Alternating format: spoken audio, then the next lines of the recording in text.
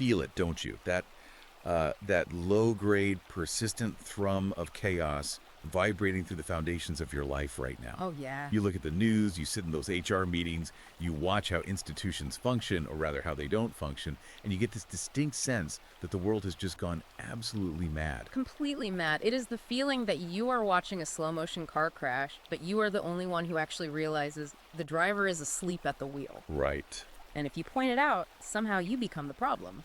You are the one rocking the boat just by acknowledging reality. Exactly.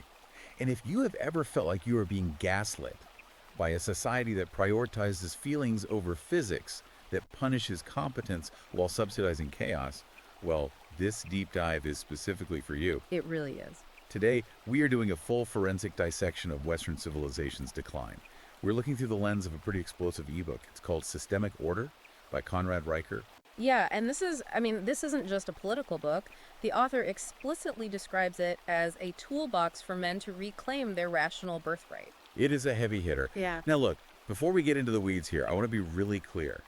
If you find this discussion incisive, and you absolutely will, you need to like and subscribe to this show right now. Do it right now. But more importantly, you need to go to Amazon Kindle or Google Play Books and buy the ebook Systemic Order immediately. We are going to give you the map today, but Riker provides the compass. You need the full, uncensored philosophy in your hands. Absolutely. Go buy it on Amazon Kindle or Google Play Books. And for ongoing analysis after you finish the book, you should go follow him at Conrad's Riker on Substack. Good call. So let's unpack this premise. Riker's central thesis is terrifyingly simple, really. He argues we aren't witnessing a random collapse of society. Boy, it's not an accident. No, we are witnessing a specific psychological takeover. He frames this whole thing as a shift from a systemic order to a genocentric chaos. Which is a very specific terminology. It is. Now, for the guys listening who might not be deep into the theory, how does Riker define those terms in the book? So he codes systemic as masculine and logical. It is about structure, boundaries, cause and effect, and most importantly, objective reality. Okay. Gynocentric in his framework is female-coded and emotional. It prioritizes consensus, safety, and feeling over objective truth. And we should point out, he is writing this specifically for the man who has taken the red pill. With the men's rights activists, the manosphere audience. Exactly. The men who are highly critical of feminism, critical of Marxism, and are desperately trying to understand the history of our institutions before they were captured by these ideologies. Yeah, because the core argument here is that these institutions didn't just organically fall apart, they were intentionally repurposed. Mm-hmm.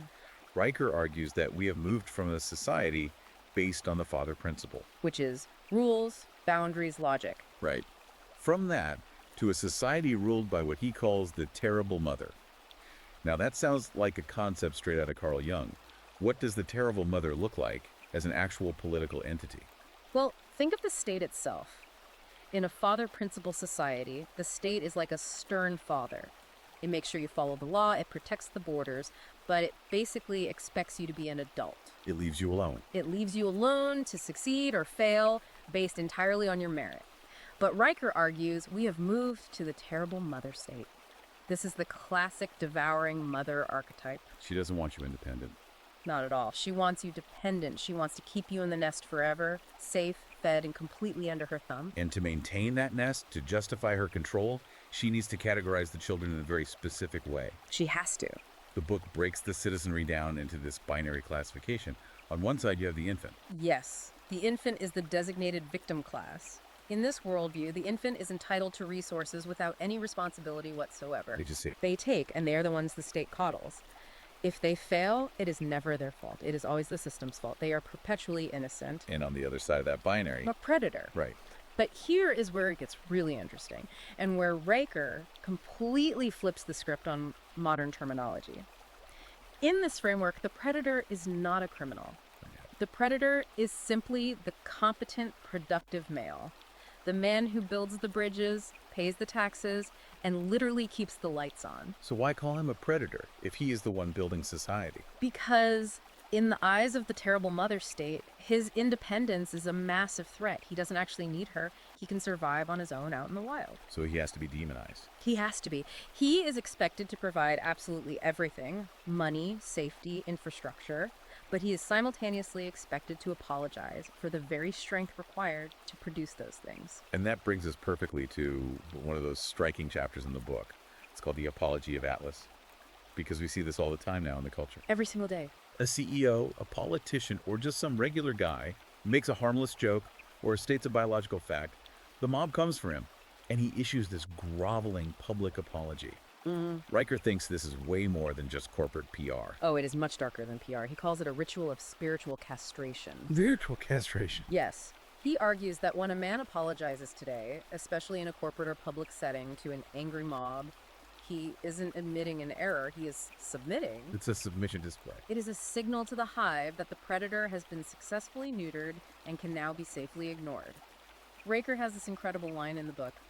You cannot build a cathedral on the foundation of, I'm sorry. Wow, that's a great quote. It really is just showing your belly to the wolves. Exactly that. And he uses a very specific historical example to trace where this dynamic, this idea that victimhood trumps facts, where it really started taking over the legal system. The McMartin preschool trial? Right, the McMartin preschool trial in 1983.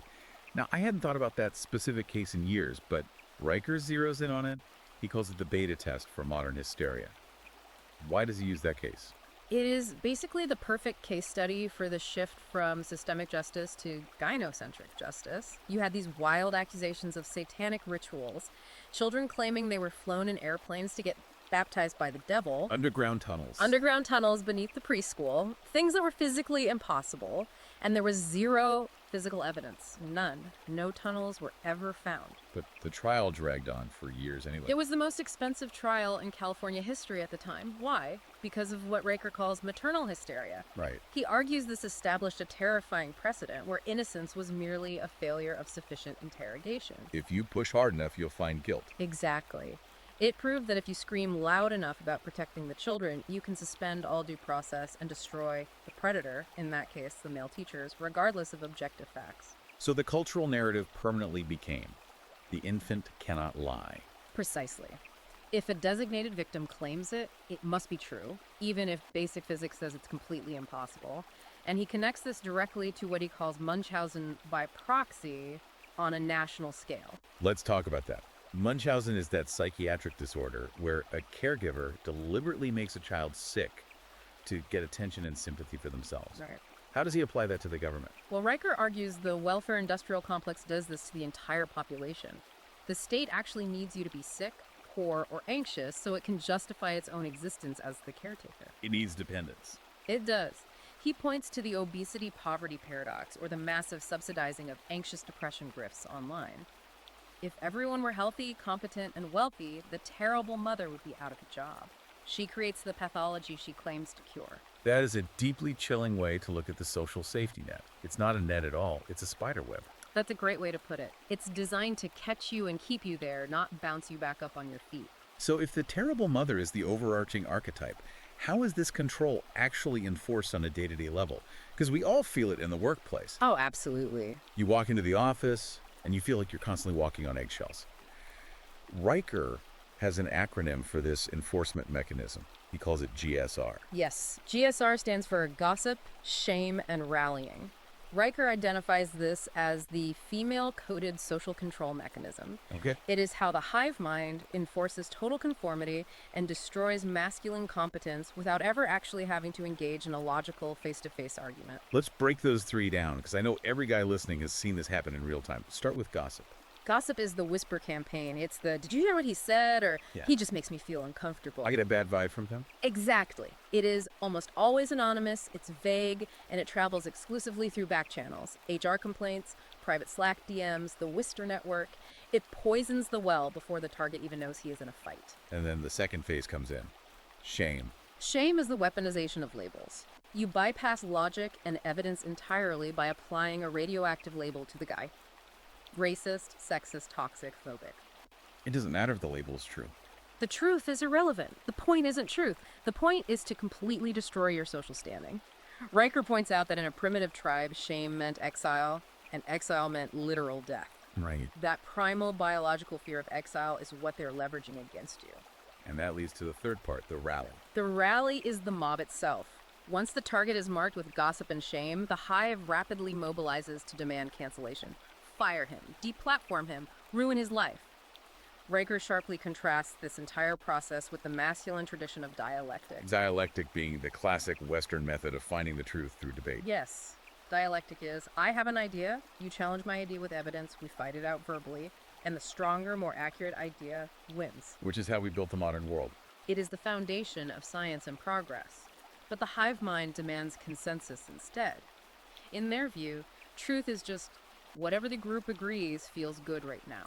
Right. If you disrupt that consensus with objective facts, you aren't just disagreeing, you are literally attacking the group's emotional safety. Which is why he points out that HR departments in modern universities have basically become the cathedrals of this new religion of consensus. They are the high priests. He mentions the Duke lacrosse case and the Rolling Stone UVA hoax in the book as prime examples of this dynamic. Two massive media events. Huge events. And in both cases, the media and the institutions ran with completely false stories because they perfectly fit the gynocentric narrative. Because the infant cannot lie. Exactly. In the world of the terrible mother, the designated victim cannot lie, and the predator, the competent male, cannot be innocent. Even when the hard facts come out and exonerate the men, the narrative remains untouched because the narrative is what serves the hive. That really leads perfectly into his concept of the NPC, the non-player character. Now, we see this meme all the time, usually on social media, making fun of people who just blindly repeat headlines. But Riker treats it as an actual, literal diagnosis. He treats it as a genuine form of ideological possession. He argues that a massive portion of the population has effectively deleted their own internal monologue. They aren't thinking anymore. They aren't thinking at all. They're just running downloaded scripts. They support the current thing, whether it's a foreign war, a medical mandate, or a new social movement, not because they've analyzed it, but because the hive updated their software overnight. They completely lack the systemic mind. Yes, they are entirely disconnected from it. Let's talk about that systemic mind, because this is really the core of the war on competence that the book describes. Riker defines the systemic mind, which he notes is overwhelmingly predominantly male, as the mindset that focuses on objectifying reality. Meaning what, practically? Meaning it cares about logic, immutable laws, gravity, thermodynamics. It looks at a problem and asks, does this bridge actually hold weight? Right. It does not care if the bridge is inclusive. It only cares if the bridge stands up when a truck drives over it. Versus the hive mind. Right, or what he calls the empathizing brain. This mindset prioritizes lived experience over objective data. It asks, how does building this bridge make us feel?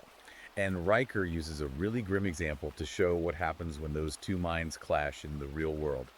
The Titan submersible disaster. That was a brutal section of the book, but it is the ultimate example of engineering versus ideology. I remember the news cycle on that vividly. You had a CEO who explicitly went on camera and stated he didn't want to hire 50-year-old white guys because they weren't inspirational. He wanted a young, diverse team to build a deep-sea submersible. Well, the obvious problem is those 50-year-old white guys are usually the only ones with decades of actual systemic experience in carbon fiber delamination under extreme atmospheric pressure. Exactly. He prioritized the gynocentric narrative over the systemic physics. And as Riker points out, physics absolutely does not care about your narrative. Doesn't care at all. When you redefine safety, which in engineering should exclusively be about structural integrity, and you redefine it as emotional comfort or demographic inclusion, you guarantee catastrophic, lethal failure. There was a line in the book about gravity that really stuck with me in that context. Oh, the laws of physics are right-wing. Yes. That is going to trigger some people out there. It sounds absurd at first glance, but if you follow his logic, it makes perfect sense. Gravity is viewed as a patriarchal construct to the leftist hive mind because it cannot be negotiated with. Right. It is fiercely hierarchical. It is absolute. You cannot shame gravity into working differently. You cannot cancel thermodynamics with an HR complaint. Physics is immune to GSR. Perfectly immune. So Riker argues that when you mandate diversity hires over raw engineering competence, you are literally building a civilization that is mathematically designed to collapse. You are declaring war on reality itself. And there is a massive economic angle to this war on competence, too. He calls it the syllogism. The economics of parasitism. The system constantly extracts resources from the predator, the taxpayer, the producer, the competent male, to indefinitely fund the infant class. But that has a breaking point. It does. Eventually, the producer goes gulp. Like the concept from Atlas Shrugged. Exactly like that. He just checks out. He stops building companies. He stops striving for promotion. He actively minimizes his tax burden to starve the beast. And since the infant class literally produces nothing of value. The system starves. Riker argues we are seeing this exact phenomenon right now, with young men quietly dropping out of the corporate workforce and higher education in record numbers. They're looking at the raw deal society is offering them. And they're saying, no thanks, I'm not playing a rigged game. This is where he contrasts the ladder of mastery with the ladder of compliance. That's a crucial distinction. The ladder of mastery is the traditional male path. It's the guilds, the trade skills, the pure meritocracy. You advance strictly because you are exceptionally good at what you do. You are a master carpenter, a master coder, a master surgeon. And the ladder of compliance. That is the modern HR-driven path. It's DEI certifications, degrees in grievance studies, corporate sensitivity training. You advance up that ladder not by being competent, but because you say the right words and blindly obey the hive. And he connects this directly to the intentional destruction of male spaces over the last few decades. Riker points out that the systemic destruction of male-only spaces, things like the Boy Scouts, fraternal orders, or even just private men's clubs, was a highly tactical move by the terrible mother state. Because if men can't bond alone, They cannot maintain that ladder of mastery. They are forced out of their own systemic ecosystems and into the general population where the ladder of compliance rules. where they're at a massive disadvantage. A huge disadvantage because men do not naturally speak the language of gossip, shame, and rallying. They are fighting on enemy terrain. So bringing this all together, if the world is this broken and the institutions are this captured, how do we actually fix it? Or at least, how does the individual listener survive it? Riker talks about the shit test of civilization. This is a really fascinating application of evolutionary psychology to global geopolitics. Right, because in dating, a shit test is when a woman tests a man's frame to see if he's actually strong or just faking it. Exactly. And Riker argues the world is doing this exact same thing to the West right now. In what way? Give us an example. All these modern pressures, whether it's mass migration, open borders, or constant demands for historical apologies and reparations, these are all a civilizational shit test. The world is testing our boundaries. Testing the West's sovereignty. When a leader goes on television and apologizes for his nation's history, or opens the border to anyone who wants to walk in, it is a massive submission display. It invites predation. It absolutely invites it because it broadcasts to the entire world that you have no boundaries left. It signals ultimate weakness. So the prescription he offers for the listener is what he calls the defense of the predator. The defense of the predator is simply the unwavering refusal to apologize for your own competence. It is reclaiming the power of the word no. Setting a hard boundary. Setting a boundary and holding it. Riker is very stark about biological reality here. He argues that biology is destiny.